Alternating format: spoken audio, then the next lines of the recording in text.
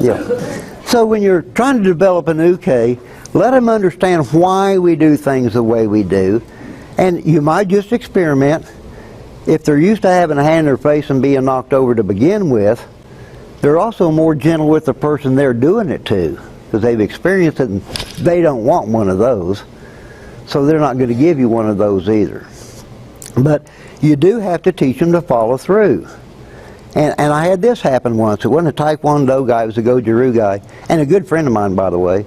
But he came in one day and we were yakking, and I never surprise people because I've been hurt doing it, so I warn them. But we're playing around and, well, what if I did this?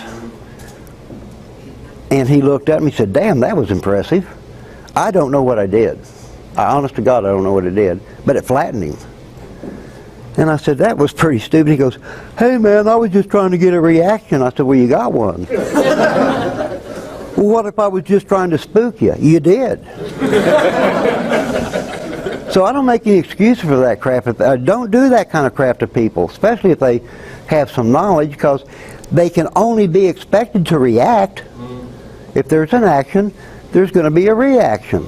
So I just don't allow people, unless I warn them, I just don't allow people to do silly things in there, because I've had too much experience with people hurting each other.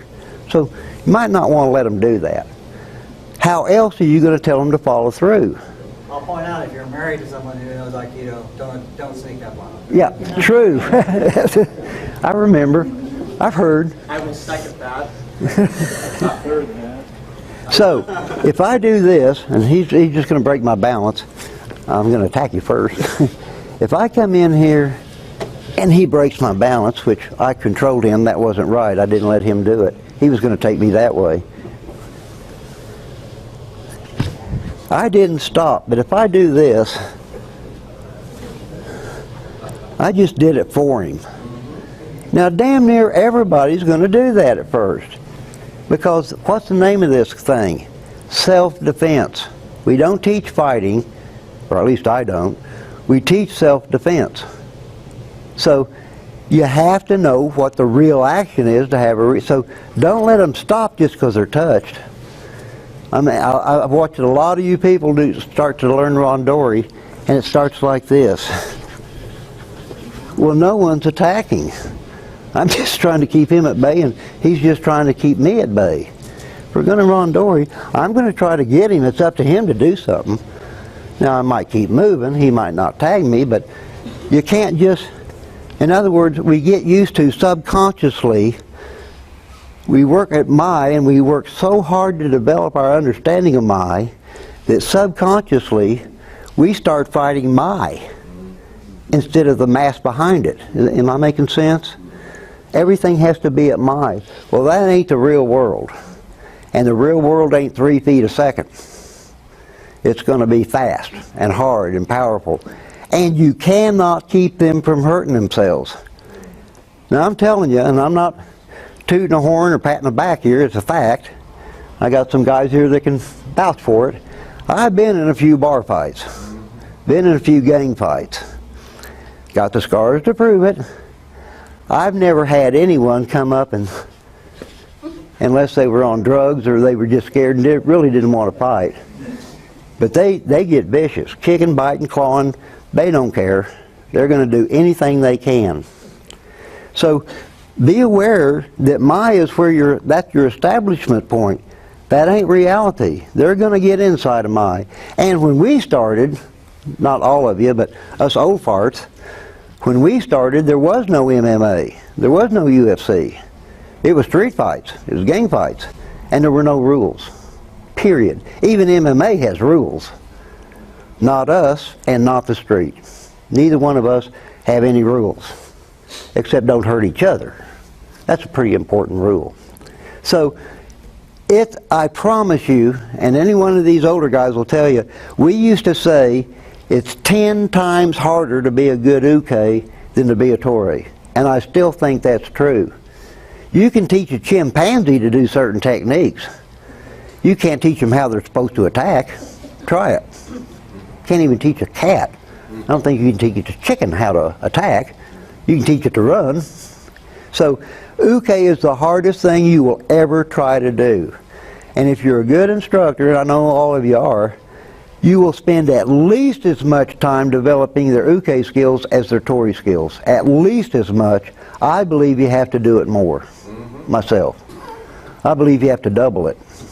And so, first 6 weeks, you can ask these guys that came with me, first 4 to 6 weeks, you're going to learn to walk, the remnants of the releases, and you're going to spend the rest of your time finding out what an uke is and getting used to it where you're comfortable and relaxed and you know how to follow through and you make them follow through and stuff like that. Now I'm going to say one more thing and shut up because I got to pee. Okay. We do stuff that's totally unreal, and we know that. For instance, this represents a punch. We know that's not real. It would be this way. Well, when you grab someone, start teaching releases, and the 17 or the 23, we try to work square. There's a reason for that, because we can move 360 degrees.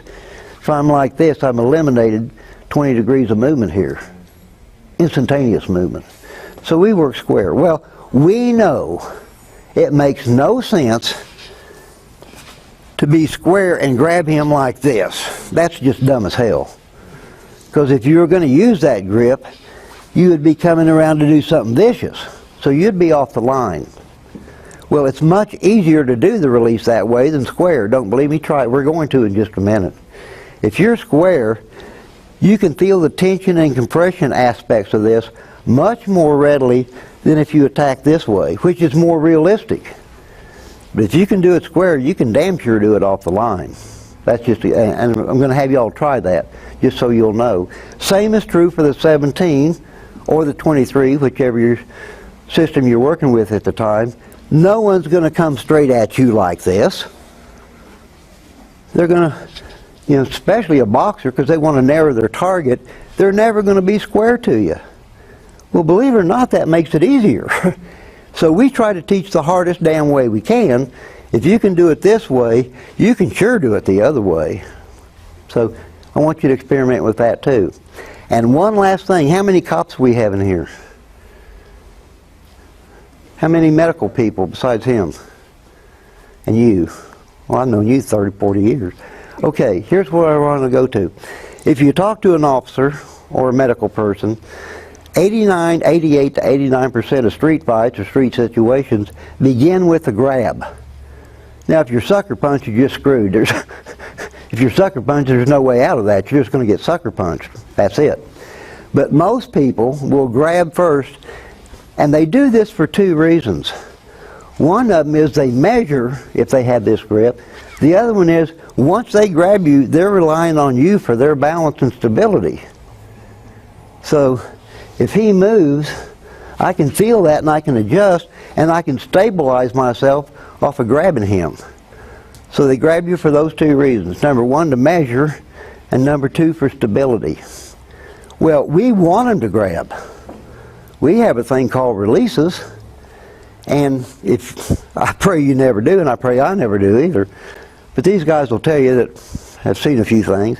If I have to get in an altercation, and I try damn hard not to, I'm too old, and they're sitting there jibing with me, and I know it's imminent, and I've just been around long enough and seen enough eyes to know if they're BSing or if they're really going to do something, most of the time.